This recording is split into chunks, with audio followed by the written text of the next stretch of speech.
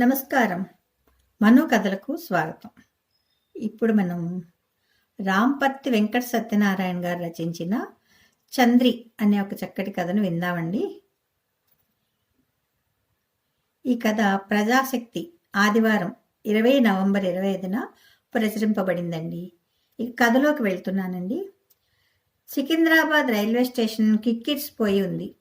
జాతరను తలపిస్తున్నట్లు ఒకటే జనం. వికాస్ అప్పుడే స్టేషన్లోకి అడుగుపెట్టాడు. ట్రైన్ నెంబర్ 127-28 సికింద్రాబాద్ నుంచి విశాఖపట్నం వెళ్లే గోదావరి ఎక్స్ప్రెస్ మరి కాసేపట్లో 1వ నెంబర్ ప్లాట్ఫామ్ పైకి రానుంది అనే ప్రకటన వినిపిస్తోంది. ఓ నాయనో, ఏంట్రా బాబు ఈ జనం, రిజర్వేషన్ ఉంది కాబట్టి సరిపోయింది, లేదంటే ఎలా ఎక్కడం అనుకుంటూ బెంచిపై కూర్చున్నాడు. టైంపాస్ కోసం చిన్న చిప్స్ ప్యాకెట్ తీసి తింటున్నాడు. స్టేషన్ ఒకసారి పరిశీలనగా చూశాడు. ఓ తల్లి చేతిలో సూట్ కేసు, చంకలో చంటి పిల్లాన్ని తీసుకొని వస్తోంది. ఆమె భర్త ఆమె వెనుక నుంచి 2 బ్యాగులు పట్టుకొని చంటాన్ని నడిపించుకుంటూ వస్తున్నాడు. దేనికో కేకలేస్తున్నాడు. ఆవిడ కూడా కేకలేస్తోంది. మోకాళ్ళ నొప్పులతో నడుస్తూ వస్తున్న వృద్ధులు కొంతమంది బెంచి దగ్గరకు చేరుకొని నాయనా అనుకుంటూ కూర్చుంటున్నారు. వీళ్ళు ట్రైన్ ఎలా ఎక్కుతారా బాబు, ఈ వయసులో కృష్ణారామ అంటూ కూర్చోక ఎందుకు ఈ క్యాంపులు అనుకున్నాడు మనసులో వికాస్. ఇంకో పక్క 2 భార్యాభర్తలు. అందులో భర్త పిల్లలపై కసురుకుంటున్నాడు. ఇందాకే తిన్నారు కదా ఐస్ క్రీం, అస్తమాన్ అదే పైన, పళ్ళు పుచ్చిపోతాయి అని కసురుకుంటున్నాడు. ఐస్ క్రీం తింటే పళ్ళు పుచ్చిపోతాయా? మరి మద్యం సిగరెట్ తాగితే ఏమీ కాదా? పెద్దలు చేస్తే ఒకటి, చిన్నోళ్ళు చేస్తే మరొకటా? అయినా నాకెందుకులే అనుకున్నాడు వికాస్. ట్రైన్ రావడానికి ఇంకా టైం పట్టేటట్టుంది. ఈలోగా ఒక టీ వేద్దాం, ఫ్రెష్గా ఉంటుంది అనుకుంటూ షాప్ వైపు నడిచాడు. వేడి వేడి ఇరానీ టీ నోటికి తగలగానే ప్రాణం లేచి వచ్చినట్లయింది. అబ్బా, ఈ టీ రుచే వేరు. ఊరు వెళ్ళిపోతున్నా, మళ్ళీ ఎప్పుడు తాగుతానో ఈ టీ అనుకుంటూ సిప్ చేస్తున్నాడు. మళ్ళీ అనౌన్స్మెంట్ రావడంతో గాబరాగా టీ తాగేసి ప్లాట్ఫామ్ పైకి వచ్చాడు. ట్రైన్ వస్తోంది. జనాలంతా అలర్ట్ అయ్యారు. చంకల్లో పిల్లగాళ్ళు, సూట్ కేసులతో మగాళ్ళు, యుద్ధానికి వెళ్తున్న సైనికుల్లా హ్యాండ్ బ్యాగులు భుజాలకు తగిలించుకుని జూన్సీ లక్ష్మీబాయిలాగా ఆడవాళ్ళు తమ మందుల బ్యాగులు పట్టుకొని ముడతలు పడిన కళ్ళు చిట్లించుకుని నుదుటిపై ఎండ తగలకుండా చేయి అడ్డు పెట్టుకుని చూస్తున్న వృద్ధులు. ఇంతమంది నిరీక్షణకు తెరదించుతూ గోదావరి ట్రైన్ రానే వచ్చింది. అప్పటికే నాంపల్లి స్టేషన్లో ఫుల్గా జనాలు ఎక్కేయడంతో అస్సలు ఖాళీ లేదు. ఎలాగోలా జనాలను తోసుకుంటూ పద్మవ్యూహాన్ని ఛేదించిన అభిమన్యుడిలా ట్రైన్ ఎక్కిపోయి తన సీట్లోకి వెళ్ళి హమ్మయ్య అనుకుంటూ కూలబడ్డాడు. అటు ఇటు తిరుగుతున్న జనాలు, కూల్ డ్రింకులు, పల్లీలు, సమోసాలు అమ్ముకునే కుర్రాళ్ళు, విన్యాసాలు చేస్తూ అడుక్కుంటున్న 2 చిన్నపిల్లలు. ఓహ్, ఎలా అంటే అలా ఉంది. అసలే వేసవకాలం భయంకరంగా ఒక్కపోస్తోంది. ట్రైన్ మూవ్ అవ్వకపోవడంతో గాలి రావడం లేదు. మొత్తానికి బండి కదిలింది. ఎదురు సీట్లో అప్పుడే ఒక అమ్మాయి తన కుటుంబంతో వచ్చి కూర్చుంది. ఆ అమ్మాయిని చూడగానే కరెంట్ షాక్ కొట్టినట్లయింది వికాస్కి. ఎక్కడో చూసినట్టుందే అనుకుంటూ అప్పుడు గుర్తుకొచ్చింది చంద్రి. అవును, చంద్రిలాగే ఉందే ఈ అమ్మాయి కూడా అనుకుంటూ పరీక్షగా చూశాడు. నవ్వినప్పుడు సొట్టలు పడుతున్న బుగ్గలు, ఉంగరాల జుట్టు, తీర్చిదిద్దినట్లున్న కనుబొమ్మలు, 2 కనుబొమ్మల మధ్య దానిమ్మ గింజలా మెరుస్తున్న బొట్టు చంద్రిలాగే ఉంది. చంద్రి పేరు గుర్తుకు రాగానే వికాస్ గత స్మృతుల్లోకి జారుకున్నాడు.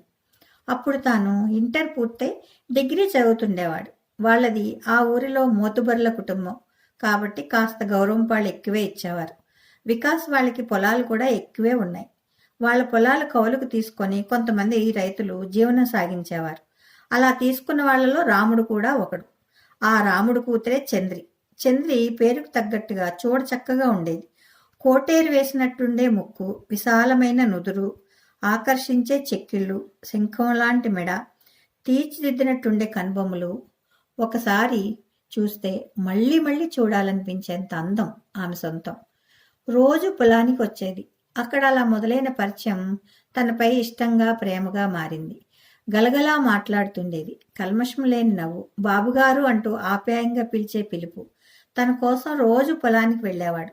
చెరుకు తింటూ వయ్యారంగా గట్టుపై నడుచుకుంటూ చేతిలో పొడవైన నాగుపాము లాంటి జడ తిప్పుతూ కళ్ళెగరేస్తూ క్రీగంట చూస్తే వికాస్కి మాట వచ్చేది కాదు. ఇలా చాలా కాలం వాళ్ళ మధ్య మాటలు దొర్లాయి. కాలం కూడా దొర్లిపోయింది. వికాస్కి జాబ్ నిమిత్తం హైదరాబాద్ వెళ్లాల్సి వచ్చింది. ఆ రోజు చంద్రికి విషయం చెప్తే ఎంతగా బాధపడిందో. బాబుగారు మళ్ళీ వస్తారా? నేను యాదికొస్తానా?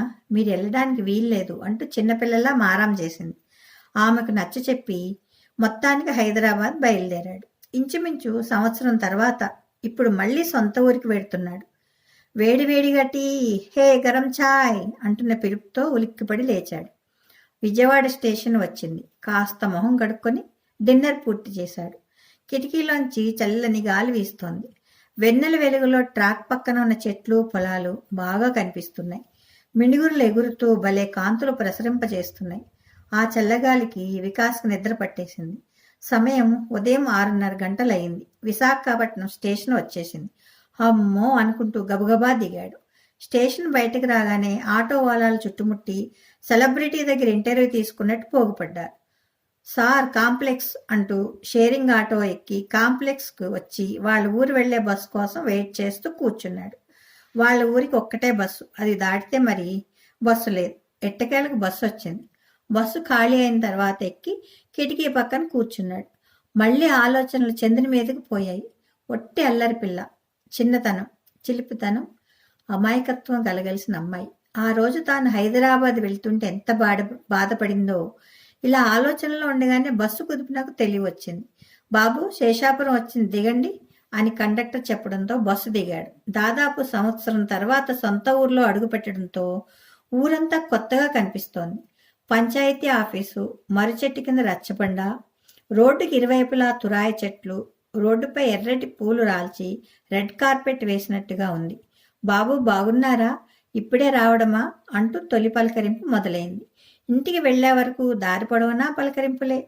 అదేంటో పట్నంలో ఇంత స్వచ్ఛమైన పలకరింపు ఉండదు, అభిమానం ఉండదు. ఆఫీసులో బాసు, ఓనర్ ఆఫ్ హౌస్ ఎవరైనా ఏదో నవ్వు మొహానికి పులుముకున్నట్టు నవ్వుతారు తప్ప ఇంత ఆదరణ ఏది, ఎక్కడిది అనుకుంటూ ముందుకు కదులుతున్నాడు. దూరంగా ఏదో కోలాహలం, జనం గుంపులుగా ఉన్నారు. ఒరే రాము, ఏంటి అక్కడ జనాలు గుంపులుగా ఉన్నారు అని అడిగాడు వికాస్. ఓ అదా బాబు, ఏటీ నేదండి, మన చంద్ర ఉంది కదండి, అది చచ్చిపోనాది బాబు. వికాస్కి నిలువున పాతాళంలోకి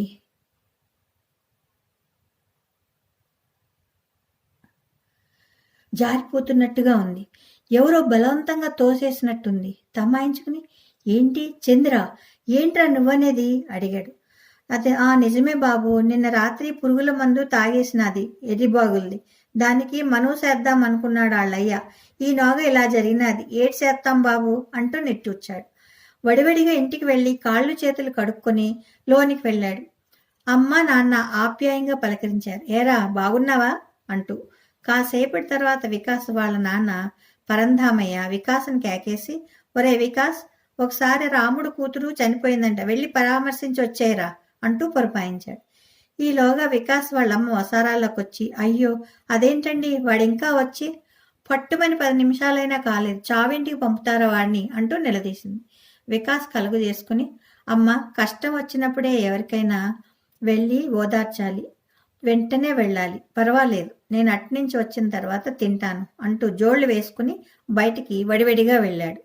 చంద్రి ఇంటికి వెళ్తుంటే ఊరేగింపుగా చంద్రి శవాన్ని శ్మశానం వైపు తీసుకెళ్తున్నారు. అది చూసి శ్మశానం వైపు నడిచాడు. అప్పటికే సాయంత్రం కావస్తోంది. రావలసిన వారి కోసం అప్పటి వరకు ఉంచారుట. అంతా వచ్చిన తర్వాత శ్మశానానికి తీసుకొచ్చారు.